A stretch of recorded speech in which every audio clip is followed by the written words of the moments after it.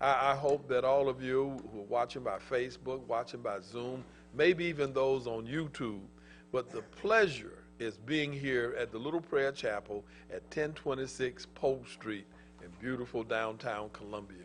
We're just here having an exciting time with Brother David Nixon, who's sharing with us about walking in leadership, the principles, the integrity, and the authenticity of leadership. And for this session, we're going to be dealing with the subject of teamwork. That's right, teamwork makes the dream work. And some of you have been dreaming at night, and when you awaken, all that you've dreamed is gone. But those who dream while it is yet day, and who dream with a team in concert and unison, those are the ones who build the kingdom of God here on earth. Now, let's give him a warm welcome, Dr. David F. Nixon. Thank you, guys. Awesome. Appreciate it so much. Turn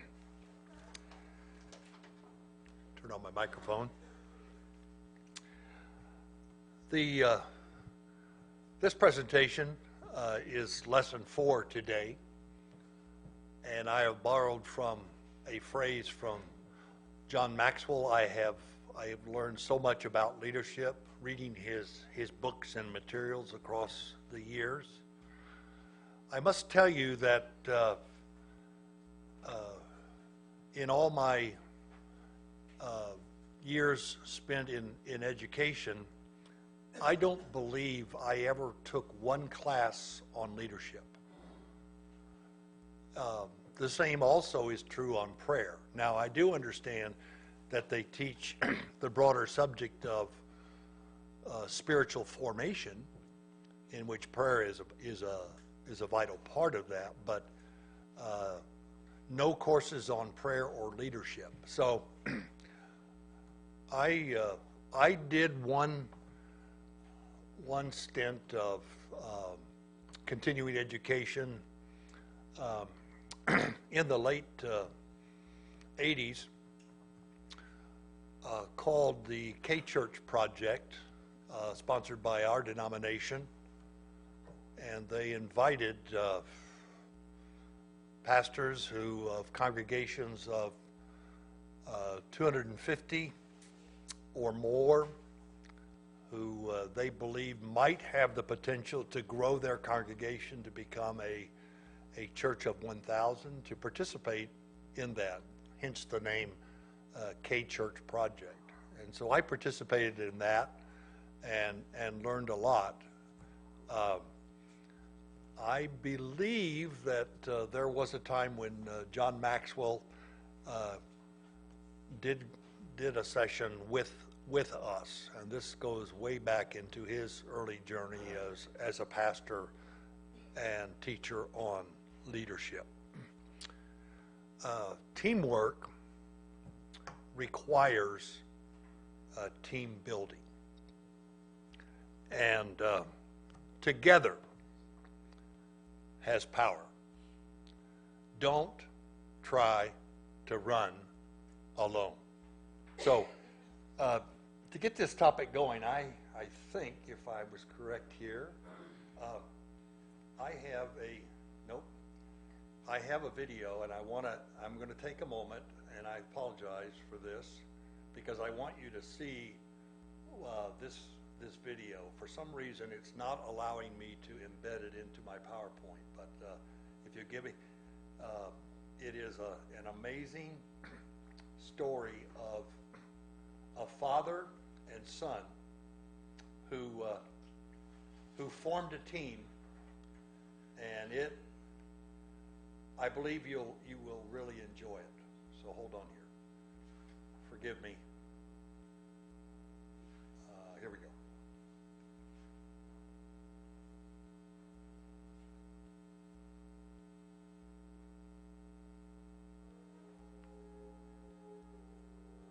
We need the sound.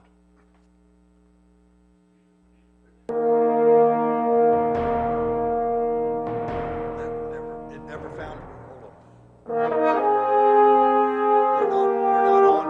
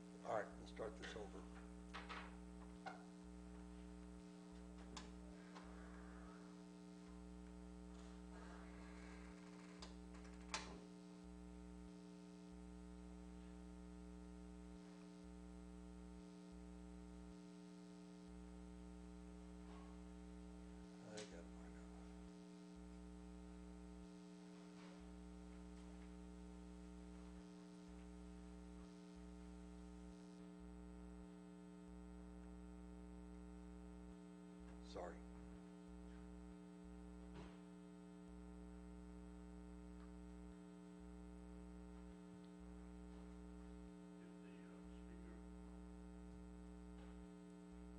I'm full tilt.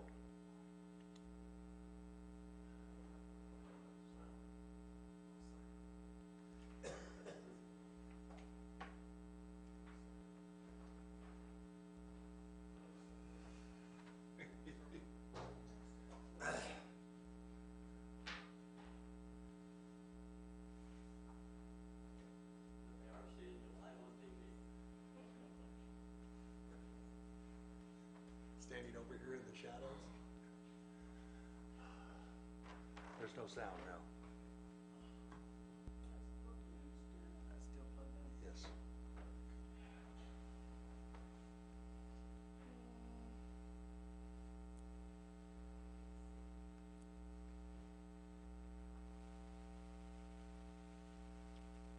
This is live.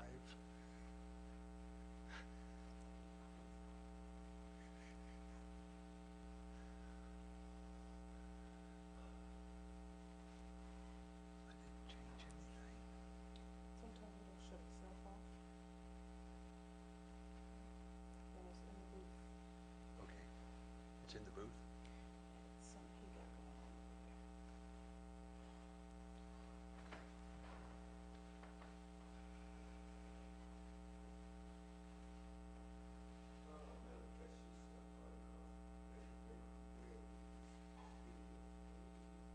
Yes. Thank you.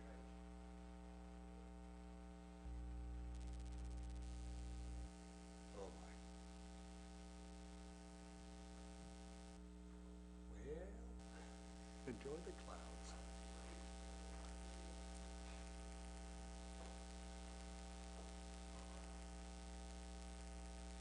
Well, we're going to have to go on without it, I guess, right?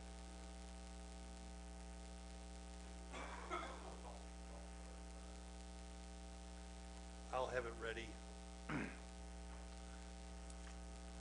The video is the story of a father and a son, one of a severely handicapped son who was born with cerebral palsy.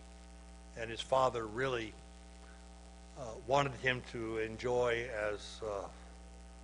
as normal a life as he possibly could. So they teamed up and at first started running in 5Ks and other events like that. Eventually, he would ride in a specially made wheelchair, pushing his son, and I think they even ran in the Boston Marathon. The father trained, and they entered a triathlon, which involves swimming. Now, not just swimming alone, but swimming, pulling his son in some kind of a raft or something of the water, riding a bicycle. That's another part of a triathlon, and then actually running. And it comes down to the final part of the video where it says the father wouldn't run without the son, and the son wouldn't run without the father. And the closing caption is the one I've just told you about. The together has power.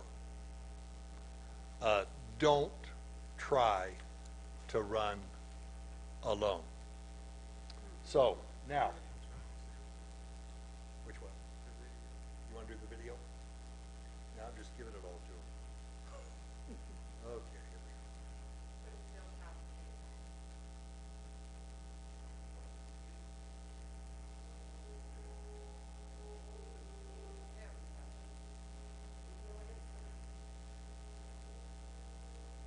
It's not going through the system.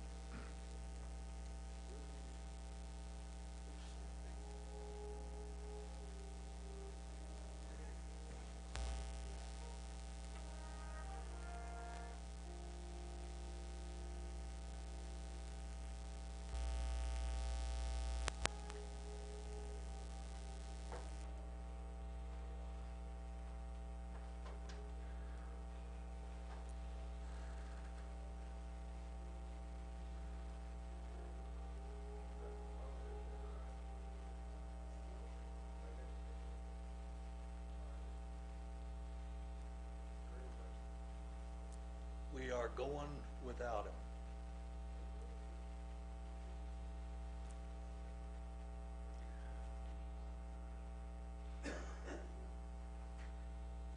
Let's talk about the wisdom of teams.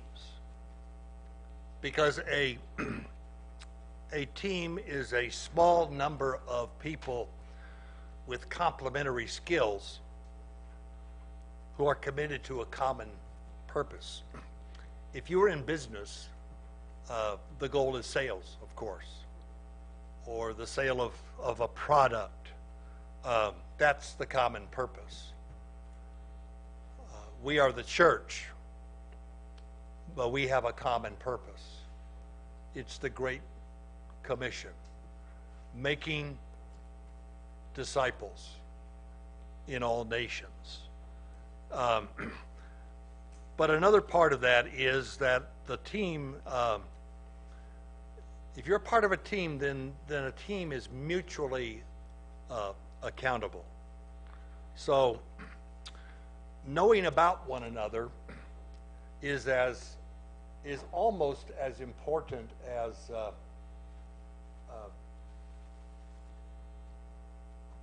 as knowing the mission. So there's the quote that I just said. Teams have a great advantage. And a team can achieve goals that exceed the capacity of one individual person, individual effort. Again, we can do together. We can do more together than we can ever do alone. A team is interested in results, not just feelings. So results determine effectiveness. And somehow if a group is got a goal in mind and they're proceeding forward, then together they tolerate the risk. It's not one person sticking his or her neck out all by themselves, but we understand the risks and we're going to move forward in spite of them. So the mission is also primary. No, we're not even on there yet, sorry. The mission is primary. Clear and challenging tasks can be accomplished by a team effort. The team, first of all, they have to agree on what is a reasonable goal. If you were in sales, you stretch yourself to say, okay, we want to produce $100,000 this week or this month. Is that realistic? And more than one person.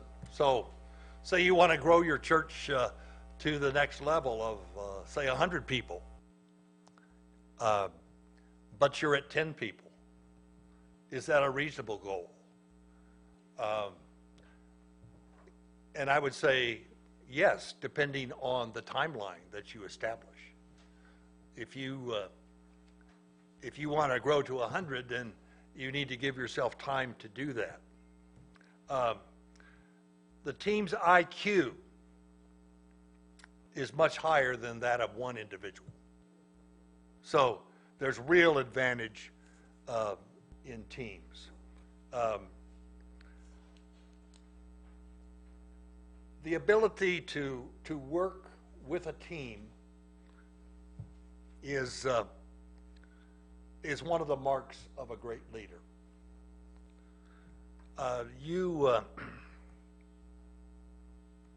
As I said in one of the sessions already this morning, if you think you're leading and no one is following you, you're only taking a walk. You've got to have people to follow you. So recruitment is absolutely necessary. And I believe the best way to achieve great kingdom goals is to share leadership. And remember, when you move from position to the pinnacle, which is personhood, there is that level called people production, where you reproduce yourself by sharing ministry and leadership with others. So the mark of a great leader is how many great people will join his or her team? How many people are going to follow? How many are going to say, hey, I'm all in? So followers have to be able to agree to be led. So they have to give permission, in other words. Gary Wills, in Certain Trumpets says, to sound a certain trumpet does not mean just trumpeting your own certitudes. It means sounding a specific call to specific people who are capable of a response. So recruitment is absolutely necessary. And nothing of significance was ever achieved without people working together. That's how important teamwork is. We have an amazing biblical example in 2 Samuel 23. Do you remember David? He composed a team of mighty men. How many were there? Do you remember? Wasn't it 30? 30 mighty men. They were all-stars. He built an all-star team. He knew their capabilities. And they were willing to sacrifice for him. Do you remember that incident? I can't recall if it's right here in the scripture, but where they were sitting around the campfire and David happened to say, you know, I'd certainly love to have a drink of water from the well. And you remember two guys kind of slipped out of the camp, out of view,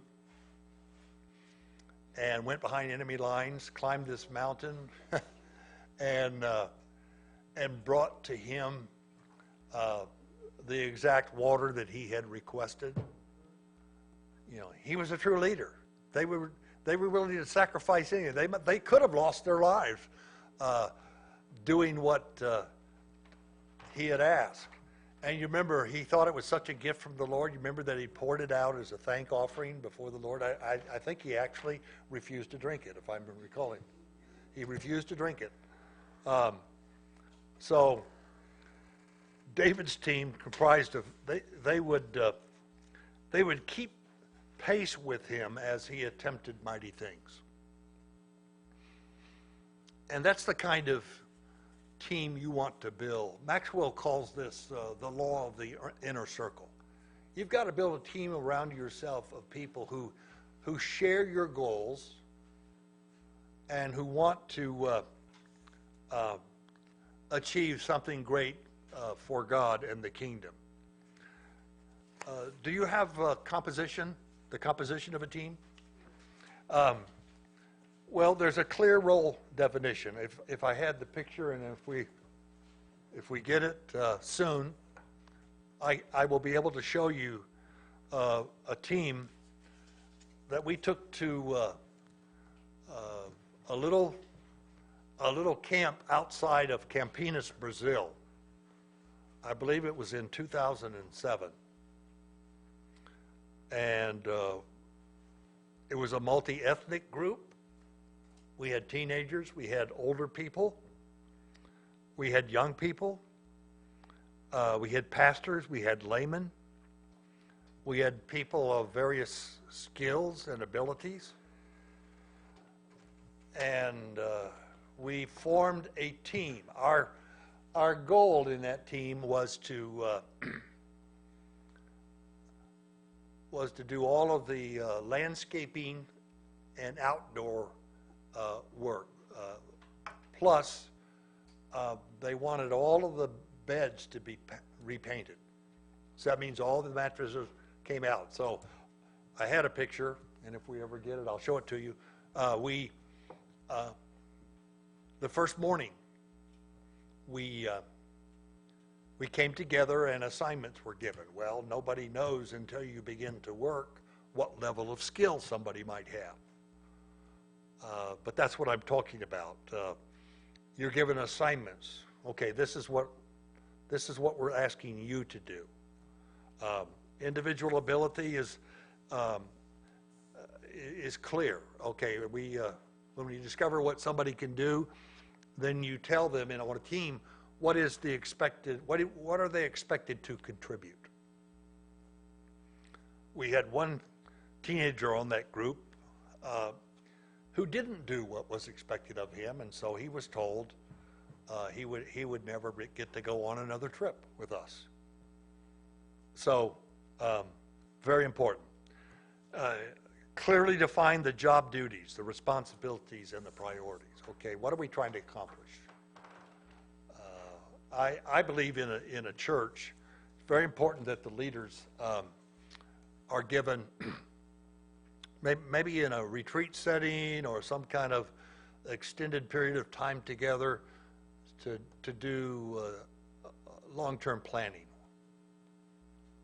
For the year, for example, what do we want to accomplish in 2020? And you set goals together. They're not really the leader's goals. And when you're in that kind of a setting, and we'll get to this in just a moment, you want to hear what they're saying so that a consensus is developed, and that becomes the team goal or effort for the year. Somebody said, you do not have a solid team. You did it. Good. You do not have a solid team. Thank you.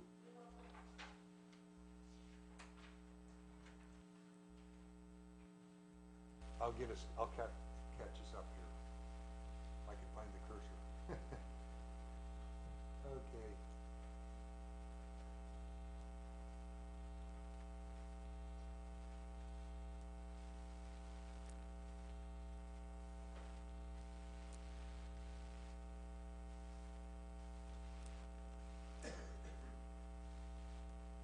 Yes, there it is. You don't have a solid team until individual strengths combine to produce an outcome which no single member alone can produce. So that's how teams are. Now here's the problem, and it's been recognized by great business leaders like Jim Collins. You first have to figure out who, then what. You got to get the right people on the bus. And you got to get the wrong people off the bus. There's where the rub comes. And you got to get the right people in the right seats, doing the job that needs to be done. Before, as a team, you can figure out, well, where are we going to drive this bus? What's our destination? Where are we trying to get? Now, can I just hasten to say, this is not easy. And when you're on this bus, you got to make rounded curves. You can't go around on two wheels, make 90-degree turns. What happens? You throw people off the bus that way, or tip over. So don't go back to your church if you got people you believe are the wrong members of your team and fire everybody. That's a bad mistake. Don't dismiss your board of deacons or your church board. Take your time. Major change takes time. It doesn't happen quickly. So And I don't know in your polity how you may do it, but some churches, to avoid that, have term limits. Okay, in my church, for example, a board member can only serve 2 terms, which is 2 two-year terms. Then you have to sit off, take a year off the board before you can be re-elected to the board. And the idea, one man told me when I was a young pastor, he said, I've gone to this church. He says, what this church needs is a few good funerals, and I'd be glad to preach them. So, don't go back and start offering to conduct funerals. Yes, you might be preaching your own. Okay. But at times there needs to be this next thing. It's called what Maxwell calls strategic shuffling. It's about bringing some new members, some who bring new ideas, new thinking. If you have all one color, unless you're an Afro-American congregation, it'd be good to have somebody who's not the same color as you on the board with you, persons of color. We intentionally did that in Southern Florida because of I had 25 or 26 Haitian congregations. I had 26 Hispanic congregations. I had 4 or 5 Afro-American congregations, and we tried to have every ethnicity except for Spanish. You had to lump them together because the Hispanic people in Florida come from 38 different countries, so it's impossible to. But according to language group or diversity, the idea is bring some diversity to the table. Don't just surround yourself with yes people. You know what I'm talking about? Who just nod their heads and go yes, yes, never give their opinion or a different perspective. Maxwell says, you can see on the quote, if your team seems to have lost a step, it might just be time to shake things up and bring some new and different voices to the table. That's what he means by strategic shuffling. And then there's this concept of shared thinking, inviting fresh people to the table. If the median age on your board is 70 and above, it might be time to bring some younger folks to the table, because fresh people bring fresh ideas.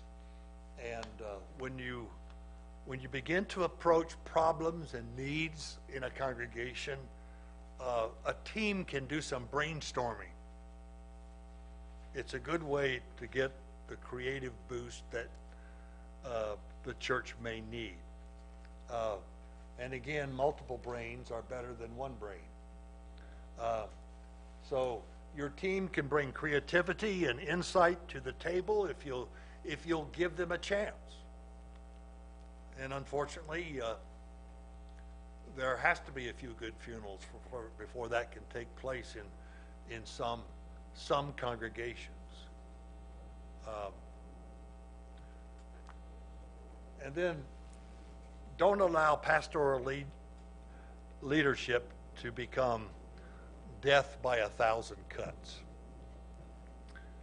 where you just get cut so many times, sort of bleed to death.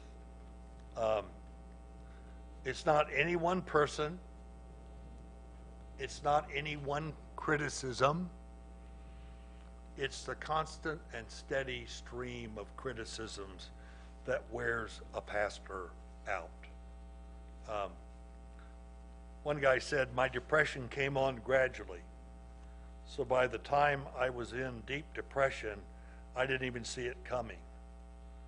Maybe we have a few less critics. We might have had a few less critics if we learned to listen for that kernel of truth in every criticism and made adjustments. But then I would just hasten to add, there's 3 reasons why pastors are terminated, sometimes forcefully.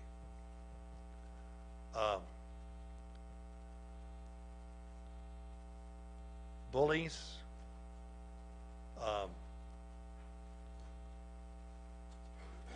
it escaped me. I'll have to come back to that. Betrayals and blunders. Blunders, betrayals, bullying. Those are the 3 primary reasons, in my experience, that people go through a time of forced termination. Okay. And then a team can ask intentional questions.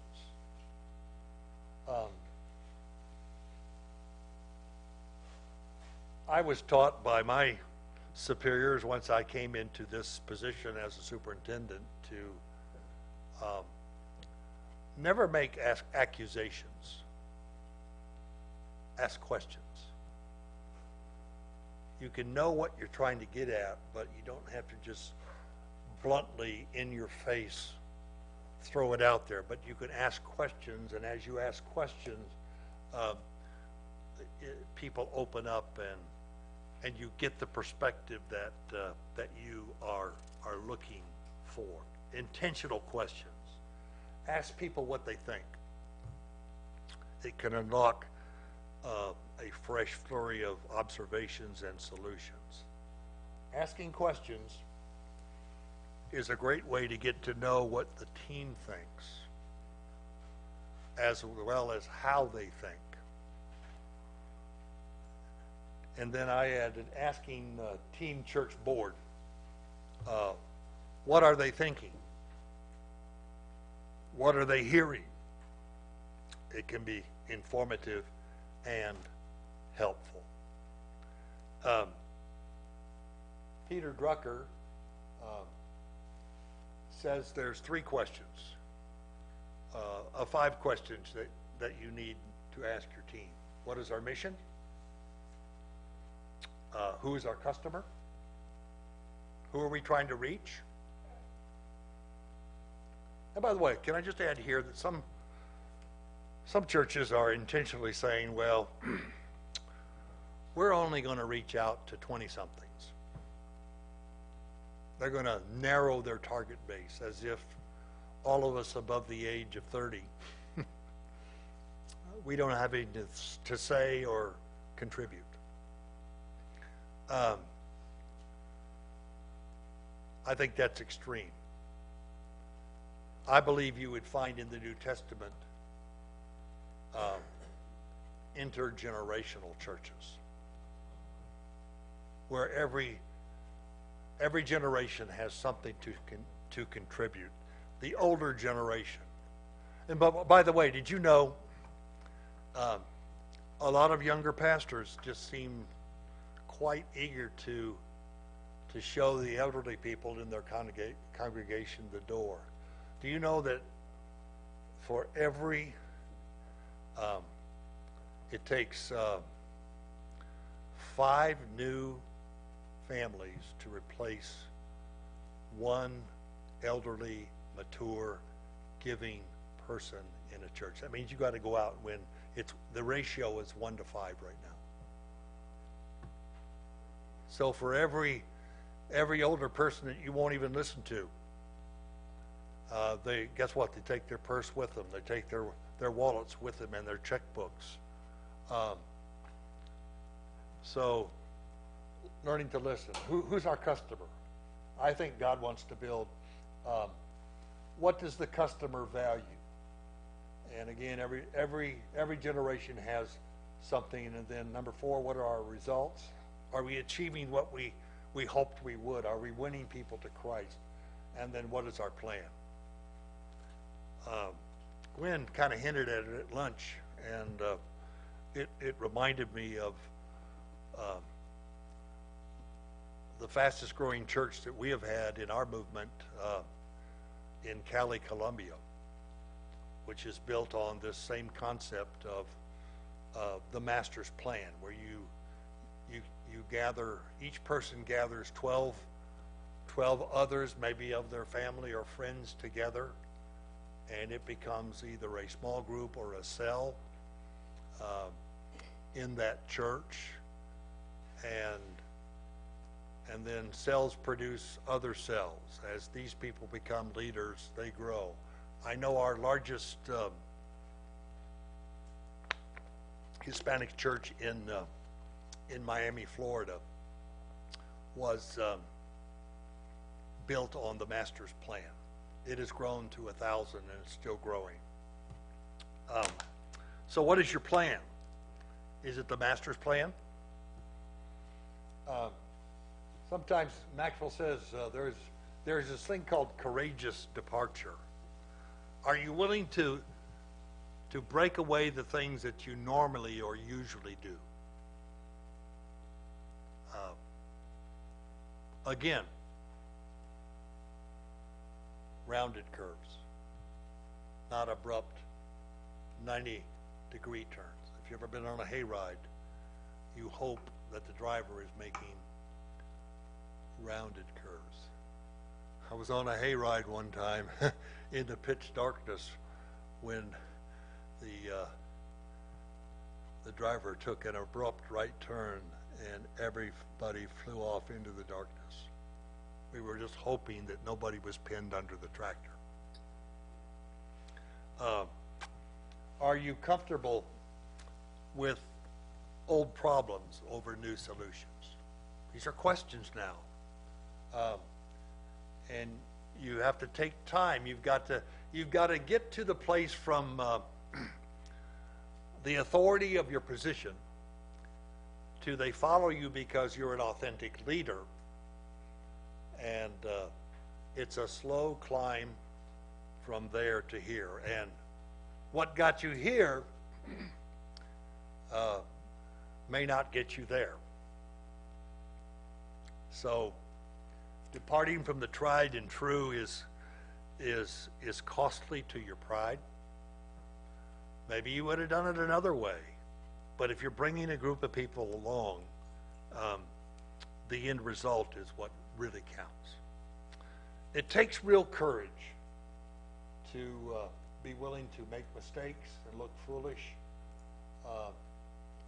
or even admit sometimes as a leader, hey, I don't have all the answers, but how can we solve this together?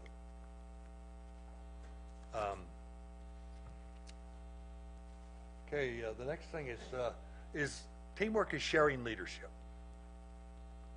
And again, you don't get there until you come to the level of personhood.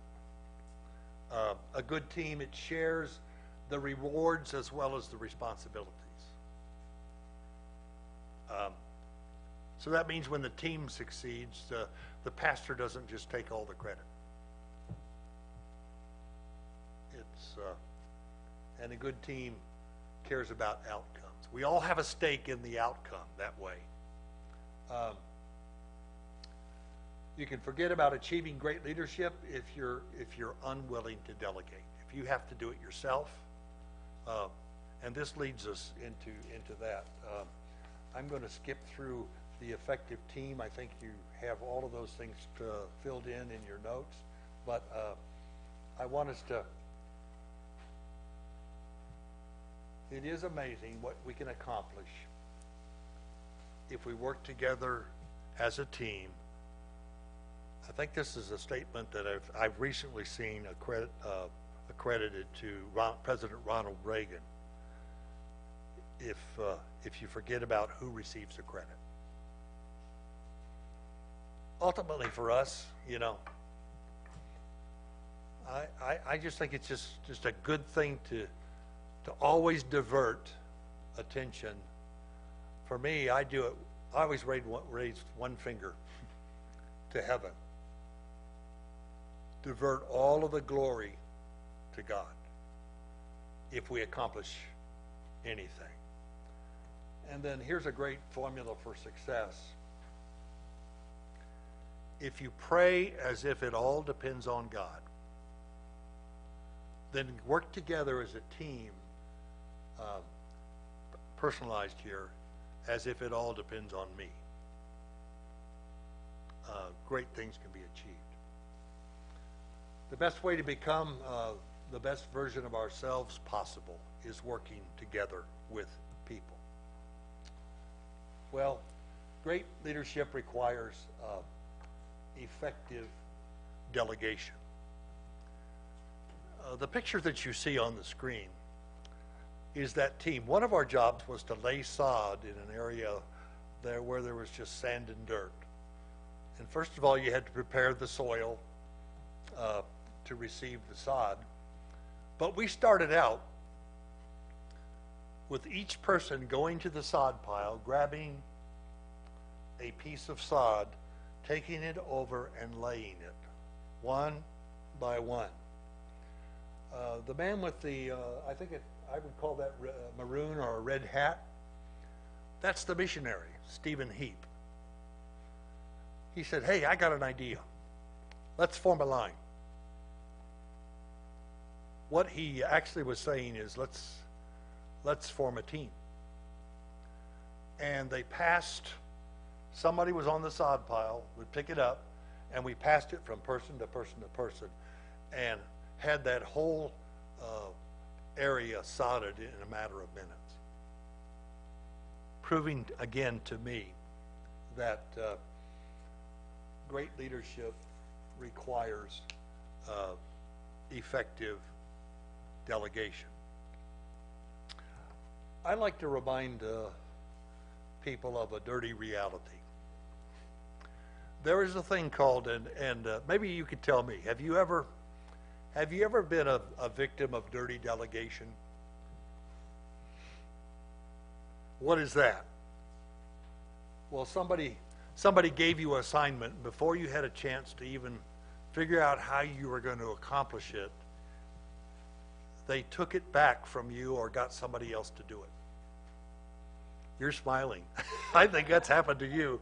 I needed somebody, sorry. Yes, oh. Well, and that's an important part of it. She said, I needed somebody. And that is, but if you, let's assume you know how to get the job done, but you do it differently. And the outcome would be the same. Here's the idea I'm looking at here. I think there are 4 questions that reveal the 4 stages of delegation. Number 1 is, what am I supposed to do? Okay, what are you asking me to do? What's the assignment? If you don't know what you're supposed to do, you can't do it. You end up doing nothing. So there's the first question. There's the what's the assignment? What are you asking me to do? Number 2 is here it is. Will you let me do it? Now, that is, do I have the authority to get the job done? And then here's the one where it applies to what you just responded a moment ago. Will you help me when I need it? Okay, that's accountability. Some people give an assignment and they never check up on how you're doing. They never come back to you and say, do you need help? I think that's what good leaders do. And here's how you could approach it. It just seems like, I gave you this assignment three months ago and nothing has happened. How can I help you? How can I help you do this? You give the person a chance to say, I made a mistake. I don't think I can do it. But when you ask for help, a good leader ought to be able to say, well, if I was doing it, here's a suggestion, and see if they can do it. Sometimes people are looking for a way out. One of the areas that's in an aging congregation to fill is the children's classes and areas. And some adults can't teach children. They just can't. and vice versa is also true.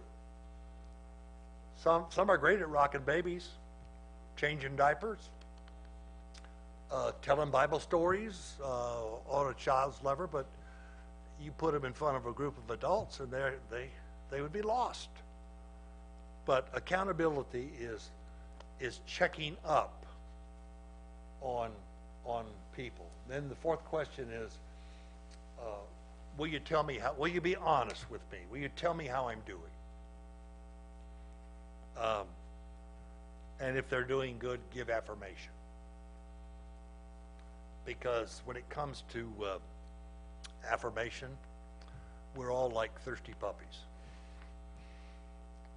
We need all we can get. So that's what I would call clean delegation, where these 4 stages are in place. And what does it require? Well, you're not going to ask somebody to do a job if you don't have faith in their ability to do the job. At least you shouldn't.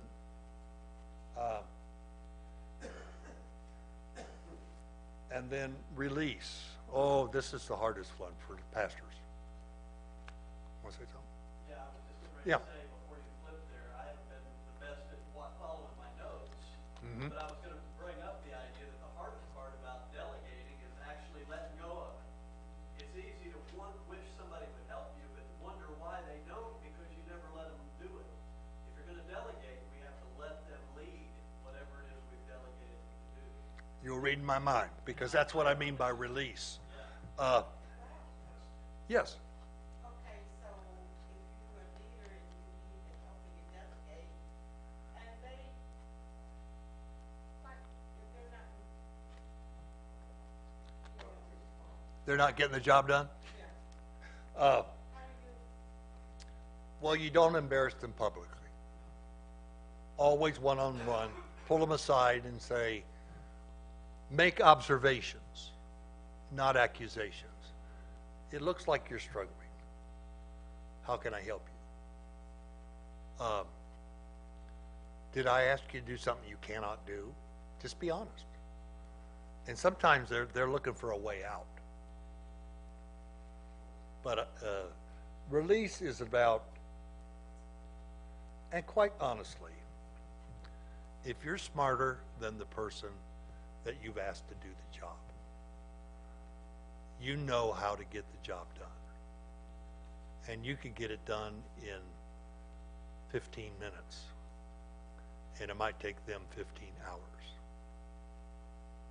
Now, if it has to be done in a half hour or so, that's one thing.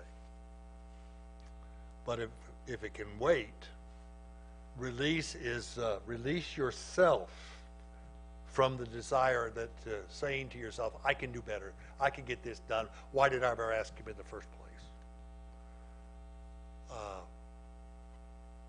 And the end result of that is you take all this on yourself.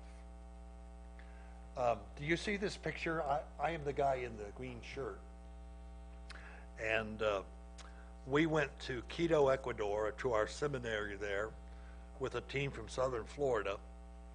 And we were going to build a retaining wall behind one of the dorms that had a water problem. So the excavation had already occurred. It was there was just a dirt wall, and every time it rained, you can just imagine the mold and the moisture and problems. So they wanted to create this stone barrier. So we had to move this stone in about 4 days.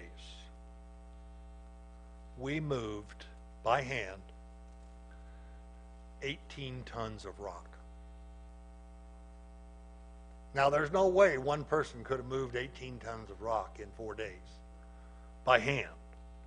And the interesting thing is, each rock had to be handled 5 times. So here's one of me where and that was back before I had back surgery. That's probably why I needed back surgery after lifting some of those rocks. There were, the largest of the rocks were the face stones. And there were 228 of them. These big ones that they weighed between 75 and 100 pounds. Once the face stones were put in place, the smaller stones then filled in the gap behind those.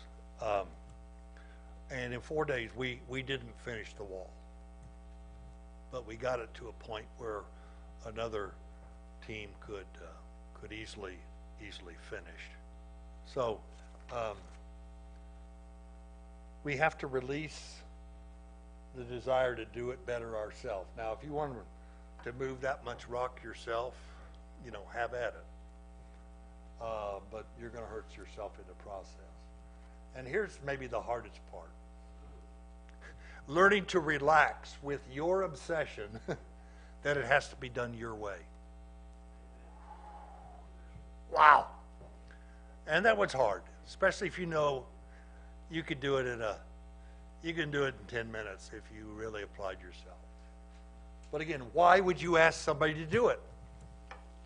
You're developing leaders. You're growing people. You're enabling them to produce. The fourth in that process is patience. Have patience that in the desire to do it better and faster yourself. Wow. And then number 5, vision.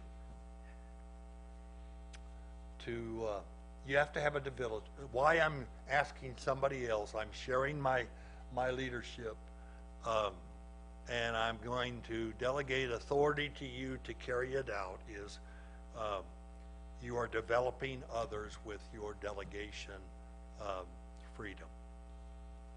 Well, that was quite a team. We did complete most of it. And everyone had a part to play. My brother, he's sitting beside me. I'm in the green shirt again. We built the scaffolding so that once the rock was placed in a wheelbarrow, and we built a ramp that they could run the wheelbarrow up to the ramp, or we would have had to carry it a 6th or 7th time. And again, using the analogy, some of us can't carry 100 pounds. I can't, anymore. I've had back fusion surgery that revolutionized my whole life after all this that you see here. But that's again, you pair people with their ability. Now, if somebody worked out in the gym and a 100-pound barbell is nothing, they're going like this, I think I skipped through a picture of a guy in my church that, Anthony, he's got guns, man, and they're not in holsters. They're right here. He could do 100 pounds like nothing. But guess what? They became the carriers on that team. They're the guys that could move the rock. And we had guys that could run 300 pounds of rock up that ramp. Some tried who couldn't, and they made it halfway, and the whole thing crashed off onto the ground. So you had to start over, and you either have to put less weight in if you're using the same guy to get the rock to the people laying it in position. So here is the cardinal rule of dedication. He who is given the assignment plans on how it will be accomplished. That's hard. That's hard for a leader with any degree of knowledge. But again, what are we here for? We got to develop the leadership skills of others, and I'm telling you, I've tried to practice this, and I'm not always good at it.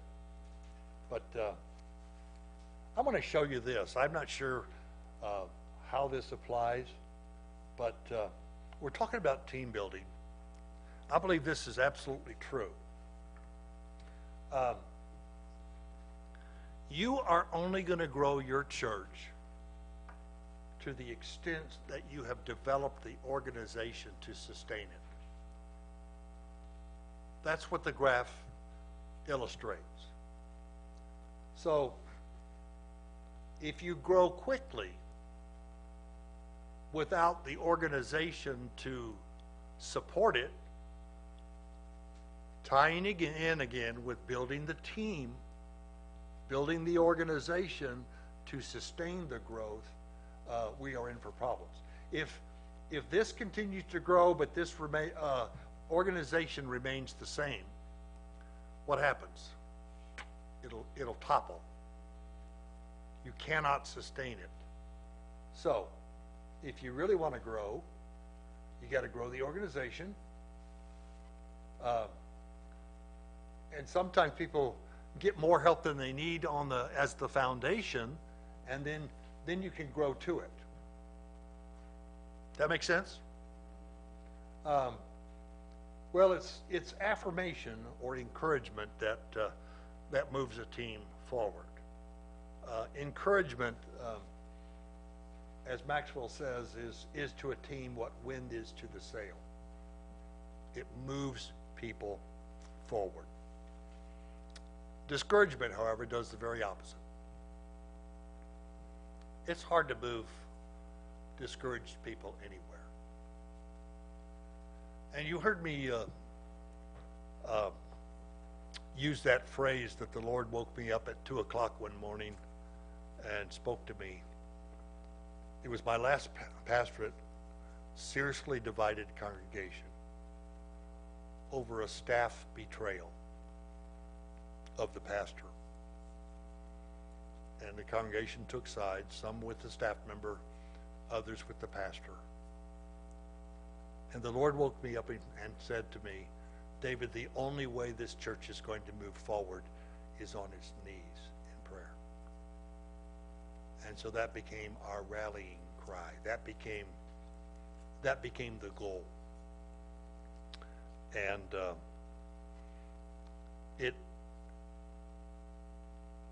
it was a challenge to take a very discouraged, division discourages people.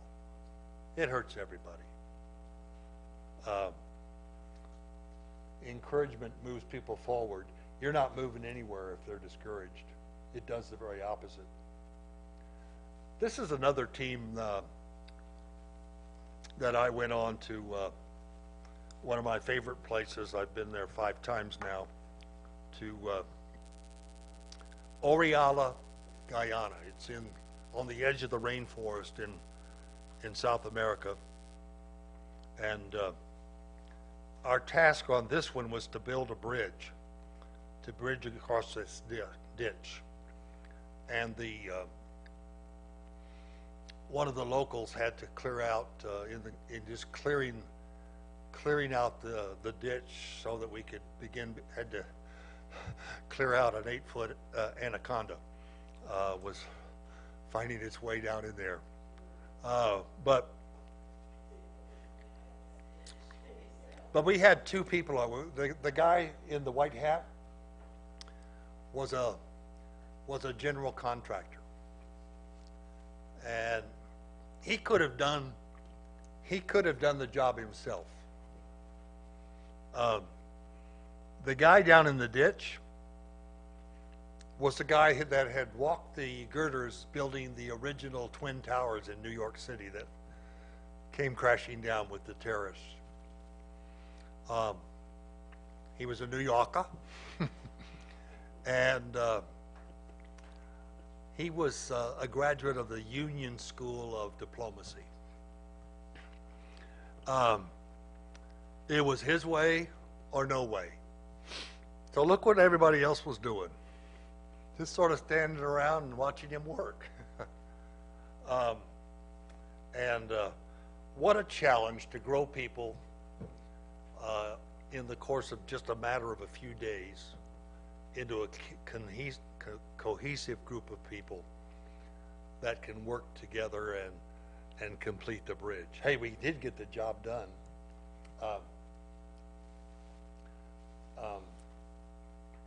You see that picture there? Our group picture is on the bridge that was finished. So affirmation, encouragement moves a team forward, and let me see if oh yeah, I got to show you the finished product. And when the goal is achieved, you've got to take some time to celebrate your successes. When a church really achieves a goal, we just, and here's the sad thing, sometimes we don't even stop to thank God, praise God.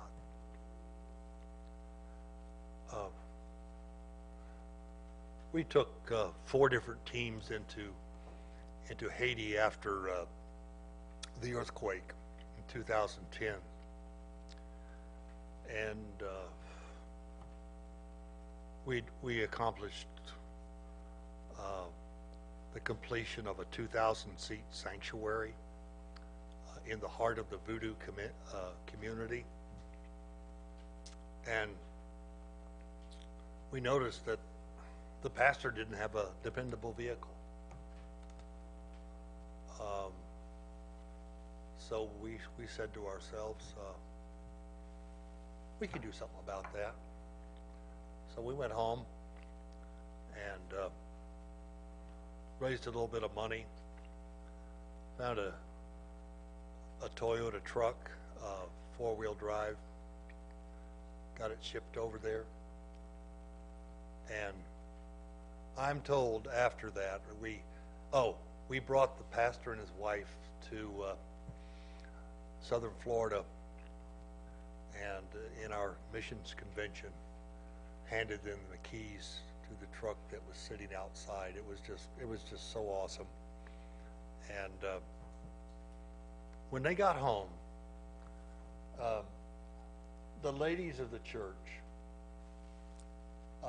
spent the entire night praising God for the gift of a truck.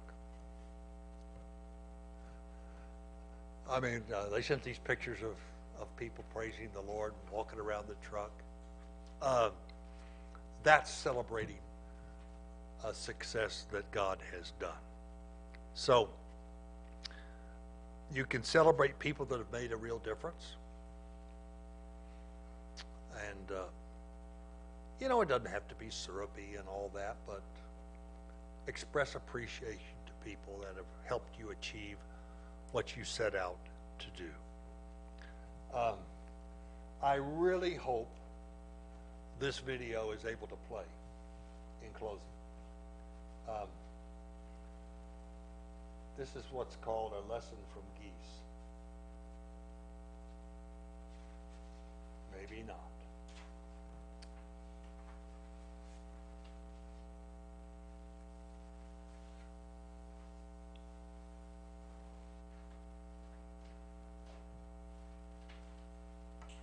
Okay, now that I'm up, do you think I can switch out and play a video?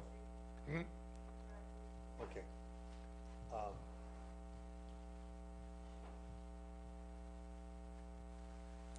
It is just so good. If you'll just be patient for just a moment, I think I'll have it.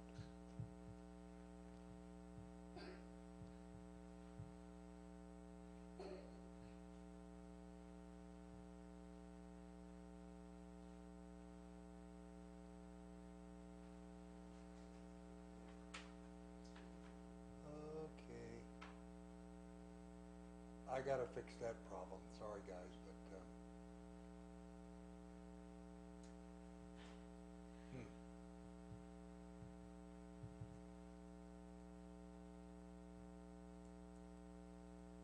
You get to watch me.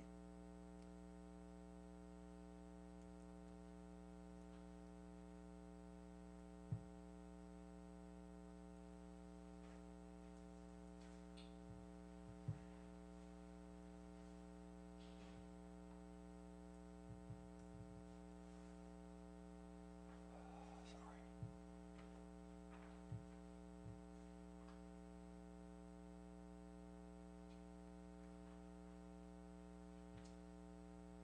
It's so small, like.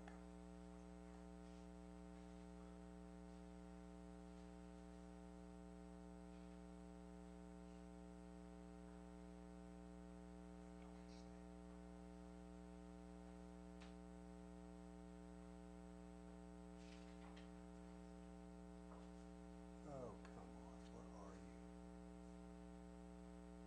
It's hiding. Well, sorry. That's an inglorious end, but if I'll find it, I will share it with you.